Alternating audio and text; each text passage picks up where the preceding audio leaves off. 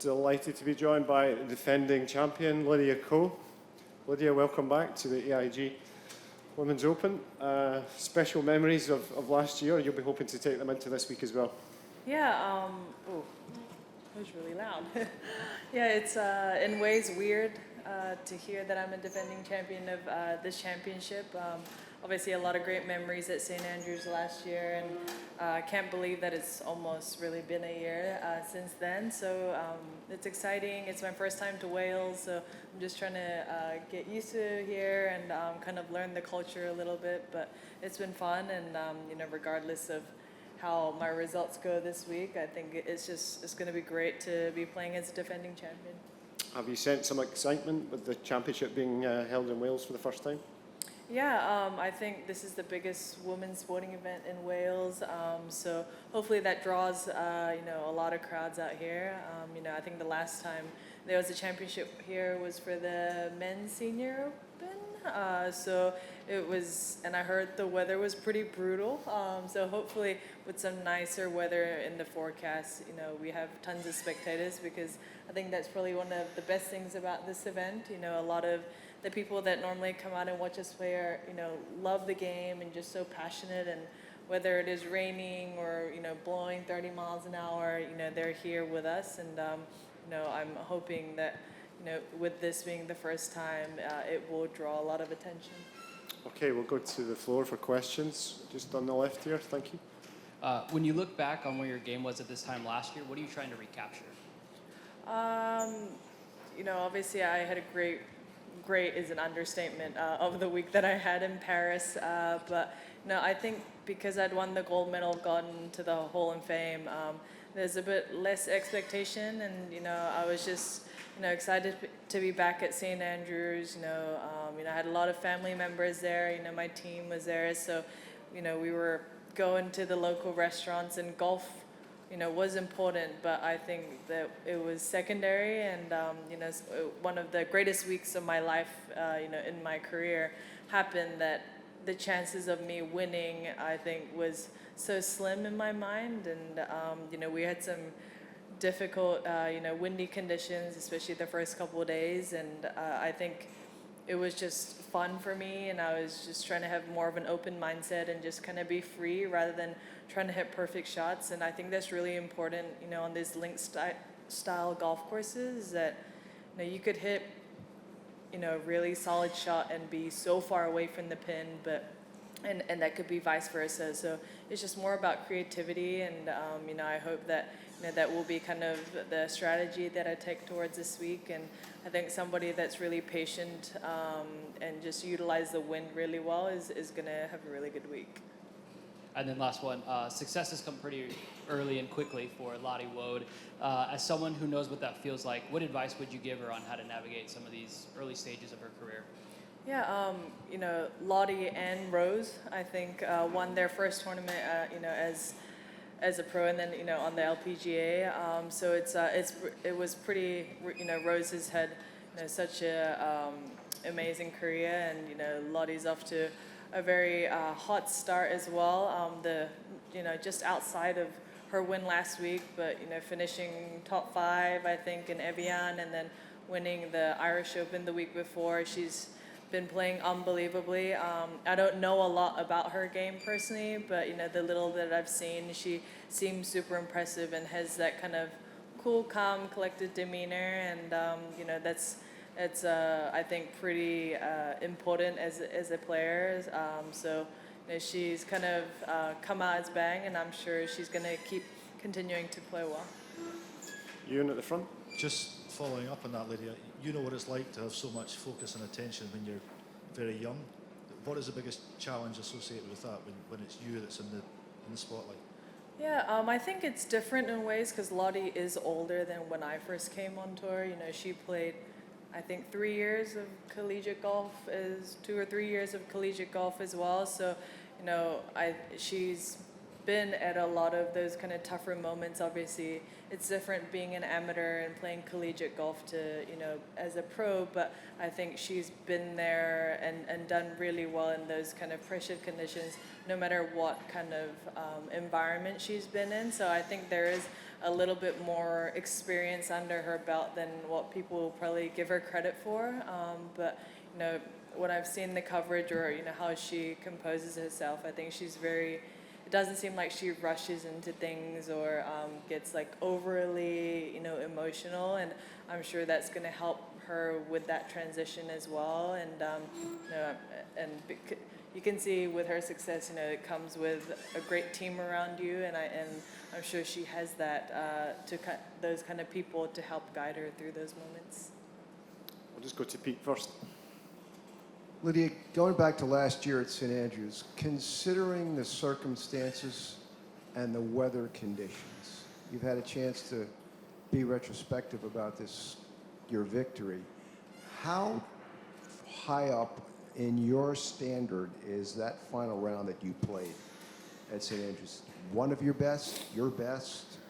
I mean, it was one of the most solid rounds. I mean, it's just really hard to compare the Women's Open to any other championships because the elements we deal with are very different to maybe a U.S. Women's Open or some of our domestic events. So it's hard to compare it because links golf is a particular type of golf, and the wind.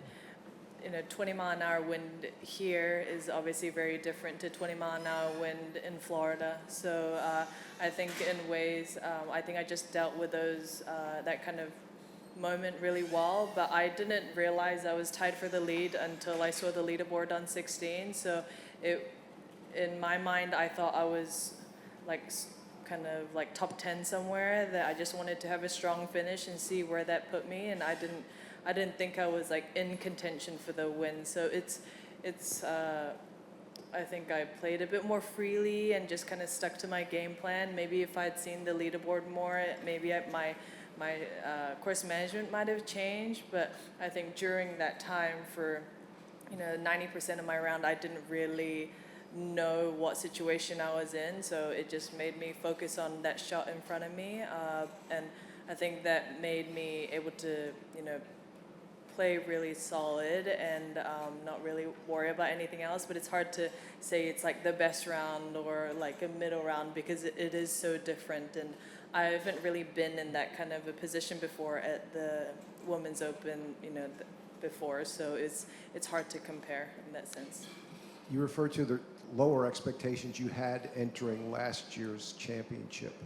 Is there a revitalization of that pressure based on the fact that you were the crown winner last year and you're playing again this year? I don't think there is more added pressure just because I am the defending champion.